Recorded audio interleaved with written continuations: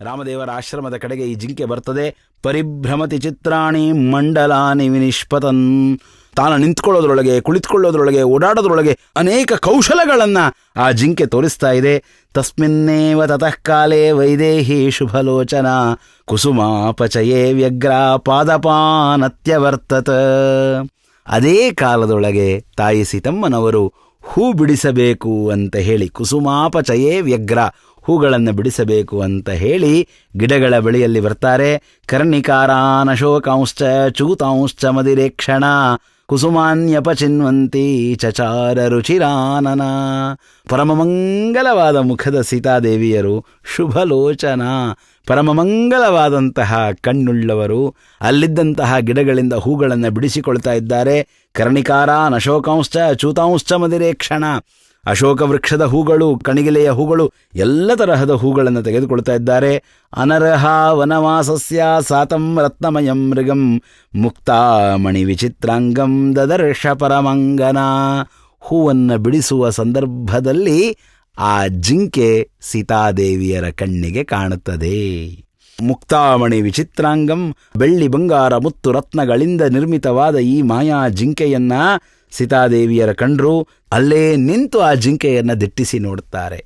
ಲಕ್ಷ್ಮೀನಾರಾಯಣರ ಕಥೆಯನ್ನು ಕೇಳ್ತಾ ಇದ್ದೇವೆ. ಮಹಾಲಕ್ಷ್ಮೀ ದೇವಿಯರಿಗೆ ಪರಮಾತ್ಮನನ್ನು ಹೊರತುಪಡಿಸಿದ ಯಾವ ವಸ್ತುವಿನಲ್ಲಿಯೂ ಅವರಿಗೆ ಅಪೇಕ್ಷೆ ಇಲ್ಲ. ಅವರಿಗೆ ಬೇಕಾದ್ದು ಭಗವಂತ ಮಾತ್ರ. ನಿರಂತರ ಭಗವಂತನಲ್ಲಿ ಆಸಕ್ತರಾದವರು, ಭಗವಂತನನ್ನು ಹೊರತುಪಡಿಸಿದ ಇನ್ಯಾವ ವಸ್ತುವನ್ನೂ ಅಪೇಕ್ಷೆ ಪಡದ ಮಹಾಮಹಿಮರವರು. ಭಗವಂತನ ಸನ್ನಿಧಾನ ಜೀವರಾಶಿಗಳಲ್ಲಿದೆ, ಭಗವಂತನ ಪ್ರತಿಬಿಂಬರು ಜೀವರಾಶಿಗಳು ಅನ್ನುವ ಕಾರಣಕ್ಕವರ ಮೇಲೆ ಅನುಗ್ರಹವನ್ನು ಮಾಡ್ತಾರೆ. ಭಗವಂತನ ಸಂಬಂಧವಿದೆ ಅಲ್ಲಿ ಅನ್ನುವ ಕಾರಣಕ್ಕೆ ಭಗವಂತನಿಗೆ ಬೇಡವಾದ ಯಾವುದೂ ಅವರಿಗೆ ಬೇಡ. ಭಗವಂತನಿಗೆ ಅಪ್ರಿಯವಾದದ್ದನ್ನು ಎಂದಿಗೂ ಎಂದಿಗೂ ಎಂದೆಂದಿಗೂ ಮಾಡುವವರಲ್ಲ ಲಕ್ಷ್ಮೀದೇವಿಯರು, ಸೀತಾದೇವಿಯರು. ನಾನು ಮಾಯಾ ಜಿಂಕೆಯನ್ನು ನೋಡಿ ನಿಲ್ಲುವುದೀಗ ಭಗವಂತನಿಗೆ ಪ್ರಿಯ ಅಂತನ್ನೋದು ಸೀತಾದೇವಿಯರಿಗೆ ಗೊತ್ತಿದೆ. ರಾವಣ ಅಂದುಕೊಳ್ತಾ ಇದ್ದಾನೆ, ತಾನೊಂದು ಉಪಾಯವನ್ನು ಹೆಣಿತಾ ಇದ್ದೇನೆ, ಆ ಉಪಾಯದೊಳಗಡೆಗೆ ಇವರೆಲ್ಲರೂ ಕೂಡ ಬೀಳ್ತಾ ಇದ್ದಾರೆ ಅಂತ. ವಾಸ್ತವಿಕವಾಗಿ ರಾಮ ಸೀತೆಯರು ಉಪಾಯವನ್ನು ಹೆಣೆದು ಕುಳಿತುಕೊಂಡಿದ್ದಾರೆ. ತಾವು ವನವಾಸಕ್ಕೆ ಬಂದಿದ್ದಾರೆ, ರಾವಣ ತಾನು ಉಪಾಯ ಹೆಣೆದವನ ಹಾಗೆ ಬಂದಿದ್ದಾನೆ. ವಾಸ್ತವಿಕವಾಗಿ ರಾವಣನನ್ನು ಕೊಲ್ಲಲಿಕ್ಕೆ ಲಕ್ಷ್ಮೀನಾರಾಯಣರು ಉಪಾಯವನ್ನು ಮಾಡ್ತಾ ವನವಾಸದೊಳಗಿದ್ದಾರೆ. ರಾಮಚಂದ್ರ ದೇವರ ಮನಸ್ಸನ್ನರಿತಂತಹ ಸೀತಾದೇವಿಯರು ರಾಮಚಂದ್ರನ ವರ್ತನೆಗೆ ಅನುಗುಣವಾಗಿ ವಿಡಂಬನೆಯನ್ನು ಮಾಡ್ತಾರೆ. ತಾವು ಹೂ ಬಿಡಿಸ್ತಾ ಇರೋದನ್ನು ಮರೆತು ಹೋಗ್ತಾರೆ, ಕೈಯಲ್ಲಿ ಹೂವಿನ ಬುಟ್ಟಿ ಇರುವುದನ್ನು ಮರೆತು ಹೋಗ್ತಾರೆ. ಆ ಮಾಯಾಮೃಗವನ್ನು ದಿಟ್ಟಿಸಿ ನೋಡ್ತಾ ನಿಲ್ತಾರೆ. ತಂ ವೈ ರುಚಿರದಂತೋಷ್ಠಂ ರೂಪ್ಯಧಾತು ತನೂರುಹಂ. ಅದರ ತುಟಿ ಎಷ್ಟು ಚೆನ್ನಾಗಿದೆ, ಅದರ ಕೂದಲುಗಳು ಎಷ್ಟು ಚೆನ್ನಾಗಿದೆ. ವಿಸ್ಮಯೋತ್ಫುಲ್ಲನಯನ, ಆಶ್ಚರ್ಯದಿಂದ ಕಣ್ಗಳನ್ನು ಅರಳಿಸಿ ನೋಡ್ತಾ ಇದ್ದಾರಂತೆ ತಾಯಿ ಸೀತಾದೇವಿಯರು. ಸಸ್ನೇಹಂ ಸಮುದೈಕ್ಷತ, ನನಗಿದು ಬೇಕು ಅನ್ನುವ ಅಪೇಕ್ಷೆಯಿಂದ ನೋಡ್ತಾರೆ. ಸಚತಾಂ ರಾಮದಯಿತಾಂ ಪಶ್ಯನ್ ಮಾಯಾಮಯೋ ಮೃಗ ವಿಚಚಾರ ತತಸ್ತತ್ರ ದೀಪಯನ್ನಿವ ತದ್ವನಂ. ಸೀತೆ ತನ್ನನ್ನು ನೋಡಿದಳು ಅಂತ ಹೇಳಿ ಮಾರೀಚನಿಗೆ ಗೊತ್ತಾಯಿತು. ಮಾರೀಚನು ಸೀತೆಯನ್ನು ನೋಡುತ್ತಾನೆ. ಸೀತೆಯ ಬಳಿಯಲ್ಲೇ ಓಡಾಡಲಿಕ್ಕೆ ಆರಂಭ ಮಾಡ್ತಾನೆ. ಅದೃಷ್ಟಪೂರ್ವಂ ದೃಷ್ಟ್ವಾತಂ ನಾನಾ ರತ್ನಮಯಂ ಮೃಗಂ ವಿಸ್ಮಯಂ ಪರಮಂ ಸೀತಾ ಜಗಾಮ ಜನಕಾತ್ಮಜ. ಸೀತಾದೇವಿಯರಿಗೆ ಅತ್ಯಾಶ್ಚರ್ಯವಾಯಿತಂತೆ ಈ ಮಾಯಾಮೃಗವನ್ನು ನೋಡಿ. ನಮ್ಮ ಶ್ರೀಮತ್ ತ್ರಿವಿಕ್ರಮ ಪಂಡಿತಾಚಾರ್ಯರ ಮತ್ತು ಶ್ರೀಮನ್ ನಾರಾಯಣ ಪಂಡಿತಾಚಾರ್ಯರ ಮಾತು ನೆನಪಾಗಬೇಕು. ಮಧ್ವವಿಜಯದಲ್ಲಿ ಪಂಡಿತಾಚಾರ್ಯರು ಹೇಳ್ತಾರೆ, ನ ಕುತೂಹಲಿತಾ ಕುತೂಹಲಂ ತನುಮೇನಾಮವಲೋಕ್ಯ ಸದ್ಗುರೋ ಸನವಾವರಣಂಡದರ್ಶಿನೋ ಗೃಹ ಬುದ್ಧ್ಯಾ ಮಮ ನಿಷ್ಕುತೂಹಲಂ. ವಾಯುದೇವರು, ಬ್ರಹ್ಮದೇವರು ಸಮಗ್ರ ಸಾವರಣ ಬ್ರಹ್ಮಾಂಡವನ್ನು ನೋಡ್ತಾರೆ. ಅವರಿಗೆ ಆಶ್ಚರ್ಯವೇ ಆಗೋದಿಲ್ಲ. ನಾವು ಹಿಮಾಲಯ ನೋಡಿ, ಸಮುದ್ರ ನೋಡಿ, ಜಲಪಾತಗಳನ್ನು ನೋಡಿ, ವೃಕ್ಷಗಳನ್ನು ನೋಡಿ, ಕಣಗೆ ಒಂದು ಸಣ್ಣದಾದ ಚಿಟ್ಟೆಯನ್ನು ನೋಡಿ ಸಹಿತ ಆಶ್ಚರ್ಯಚಕಿತರಾಗ್ತಾ ಇರ್ತೇವೆ. ಸಮಗ್ರ ಸಾವರಣ ಬ್ರಹ್ಮಾಂಡವನ್ನು ನಿಷ್ಕುತೂಹಲವಾಗಿ ನೋಡ್ತಾರೆ ಬ್ರಹ್ಮವಾಯುಗಳು. ಗೃಹಬುದ್ಧ್ಯ, ನಾವೇ ಕಟ್ಟಿದ ಮನೆಯಿಂದ ನಾವು ಹೇಗೆ ನೋಡ್ತೇವಲ್ಲ ಹಾಗೆ ನೋಡ್ತಾರೆ ಸಮಗ್ರ ಸಾವರಣ ಬ್ರಹ್ಮಾಂಡವನ್ನು ಬ್ರಹ್ಮವಾಯುಗಳು, ರುಜುದೇವತೆಗಳು. ಬ್ರಹ್ಮವಾಯುಗಳಿಗೆ ಇವು ಆಶ್ಚರ್ಯವಲ್ಲ ಅಂದಾಗ ಇನ್ನು ಲಕ್ಷ್ಮೀದೇವಿಯರಿಗೆ ಸುತರಾಂ ಆಶ್ಚರ್ಯವಲ್ಲ. ನಮ್ಮ ಶ್ರೀಮತ್ ತ್ರಿವಿಕ್ರಮ ಪಂಡಿತಾಚಾರ್ಯರು ಹೇಳ್ತಾರೆ, ಲಕ್ಷ್ಮೀ ರಕ್ಷೇಣ ದೀಕ್ಷಾ ಗಣಯಿತು ಮನುಪಕ್ರಾಂತ ಸಂವಿದ್ಗುಣಾನಾಂ ಆನಂತ್ಯಾನಿ ಸ್ವಭರ್ತು ಪದಕಮಲಕನಿಷ್ಠಂಗುಲೀ ಸನ್ನಖಸ್ಯ ಪಶ್ಯಂತೆ ಸಂತತಂ ಸಾ ನವನವಸು ವಿಶೇಷೋಪಲಂಭೇನ ತತ್ತತ್ ಕಾಲೇ ಕೌತೂಹಲಬ್ಧೌ ಸುಮಹತಿ ಗಹನೆ ಗಾಹಮಾನಾವತನ್ನಃ ಚಕ್ಷಾಣಾ ಸೌಕ್ಷ್ಮ್ಯಯೋಗಾದ್ಯುಗಪದಗಣಿತಾನೀಕ್ಷಿತುಂ ದಕ್ಷಿಣಾಕ್ಷಿ ಪಶ್ಯತ್ಯದ್ಯಾಪಿ ನಂತಂ ನಯನ ಹೃದಯಯೋರ್ಹಾರಿಣಾಂ ಹಂತು ನೋಘಂ ಕಾಲಾದಸ್ಮಾದನಾದೇಃ ನ ಚ ಕಿಲ ಕಲಯಿಷ್ಯತ್ಯನಂತಾಚ್ಛ ಹಂತ ಸ್ವಾಂತಃ ಸಂತೋಷಿಣೀಯಾ ನಿಖಿಲ ಗುಣಲಯೇಷುನ್ಮಿಷಂತೀ ಪರಾಂತೆ.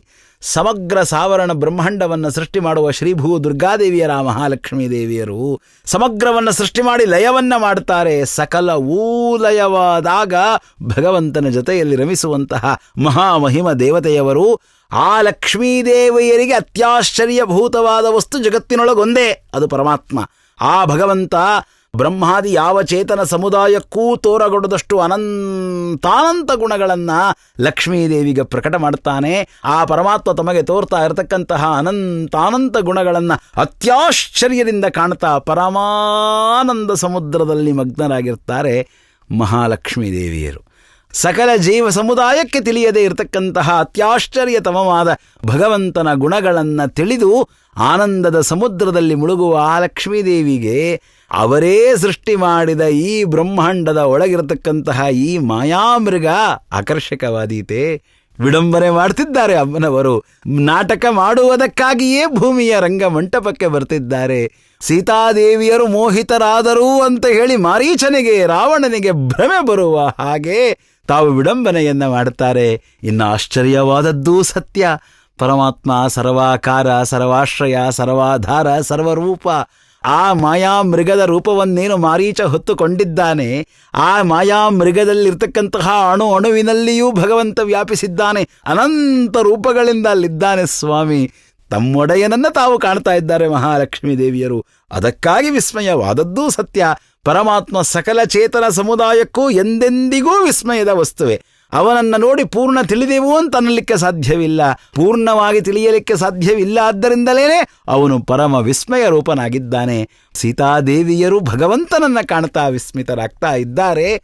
ತನ್ನನ್ನು ನೋಡಿ ವಿಸ್ಮಿತಳಾದಳು ಅಂತ ಮಾರೀಚ ಭ್ರಮೆಗೆ ಒಳಗಾಗ್ತಾ ಇದ್ದಾನೆ. ಈ ಜಿಂಕೆಯನ್ನು ನೋಡಿ ವಿಸ್ಮಿತಳಾದಳು ಸೀತೆ ಅಂತ ರಾವಣ ಸಹಿತ ಭ್ರಾಂತನಾಗ್ತಾ ಇದ್ದಾನೆ. ವಿಸ್ಮಯಂ ಪರಮಂ ಸೀತಾ ಜಗಾಮ ಜನಕಾತ್ಮಜ. ಅತ್ಯಾಶ್ಚರ್ಯದಿಂದ ಸೀತಾದೇವಿಯರು ನಿಂತು ನೋಡ್ತಾ ಇದ್ದಾರಂತೆ. ಸಾತಂ ಸಂಪ್ರೇಕ್ಷ್ಯ ಶುಶ್ರೋಣಿ ಕುಸುಮಾನಿ ವಿಚಿನ್ವತಿ ಹೇಮರಾಜತವರ್ಣಾಭ್ಯಾಂ ಪಾರ್ಶ್ವಾಭ್ಯಾಮುಪಶೋಭಿತಂ ಪ್ರಹೃಷ್ಟಾಚಾನವದ್ಯಾಂಗಿ ಮೃಷ್ಟಹಾಟಕವರ್ಣಿನಿ. ಒಂದೊಂದು ಕಡೆಯಿಂದ ಒಂದೊಂದು ರೀತಿಯಲ್ಲಿ ಕಾಣ್ತಾ ಇದೆ ಈ ಜಿಂಕೆ. ಏನಾಶ್ಚರ್ಯವಿದು ಅಂತ ಸೀತಾದೇವಿಯರ ನೋಡಿ ಪ್ರಹೃಷ್ಟ ಆನಂದಭರಿತರಾದರಂತೆ. ಯಾಕೆ? ಸಕಲ ಲೋಕ ಕಂಟಕನಾದ ರಾವಣನನ್ನ ಕೊಲ್ಲುವ ಕಾರ್ಯ ಆರಂಭವಾಯಿತು. ಪರಮಾತ್ಮನ ಕಾರ್ಯದಲ್ಲಿ ಮುಖ್ಯ ಪ್ರಾಣದೇವರಿಗಿಂತಲೂ ಹನುಮಂತ ದೇವರಿಗಿಂತಲೂ ಮಿಗಿಲಾದಂತಹ ಸೇವೆಯನ್ನು ಸಲ್ಲಿಸಿದ್ದು ಮಹಾಲಕ್ಷ್ಮೀ ದೇವಿಯರು. ಅನಂತ ಜೀವರಾಶಿಗಳ ಒಡೆಯನಾದ ಸಮಗ್ರ ಸಾವರಣ ಬ್ರಹ್ಮಾಂಡದ ನಾಯಕನಾದಂತಹ ಅನಂತಾನಂತ ವೇದ ಪ್ರತಿಪಾದ್ಯನಾದ ಎಂದಿಗೂ ಯಾರಿಗೂ ಸಹಿತ ಪರಿಪೂರ್ಣವಾಗಿ ತಿಳಿಯಲಿಕ್ಕೆ ಸಾಧ್ಯವಿಲ್ಲದ ಆ ವೈಕುಂಠಾಧಿಪತಿ, ಆ ಶ್ವೇತದ್ವೀಪದ ನಾಥ, ಅನಂತಾಸನದ ಒಡೆಯ, ಸಮಗ್ರ ಬ್ರಹ್ಮಾಂಡದೊಳಗೆ, ಸಾವರಣ ಬ್ರಹ್ಮಾಂಡದೊಳಗೆ ಅನಂತ ಅವ್ಯಾಕೃತ ಆಕಾಶದಲ್ಲಿ ವ್ಯಾಪಿಸಿ ನಿಂತ ಆ ಪರಮ ಮಹದ್ರೂಪದ ಪರಬ್ರಹ್ಮ ಯಾಕೆ ಈ ಮಾನುಷ ರೂಪವನ್ನು ತೊಟ್ಟು ರಾಮಚಂದ್ರನಾಗಿ ಬಂದಿದ್ದಾನೆ? ರಾವಣನನ್ನು ಕೊಲ್ಲಲಿಕ್ಕೆ.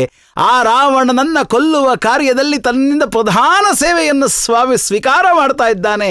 ನನ್ನೊಡೆಯನ ಸೇವೆ ಮಾಡುವ ಸೌಭಾಗ್ಯ ಬಂತು ಅಂತ ಹೇಳಿ ಸೀತಾದೇವಿಯರು ಆನಂದಿತರಾದರಂತೆ.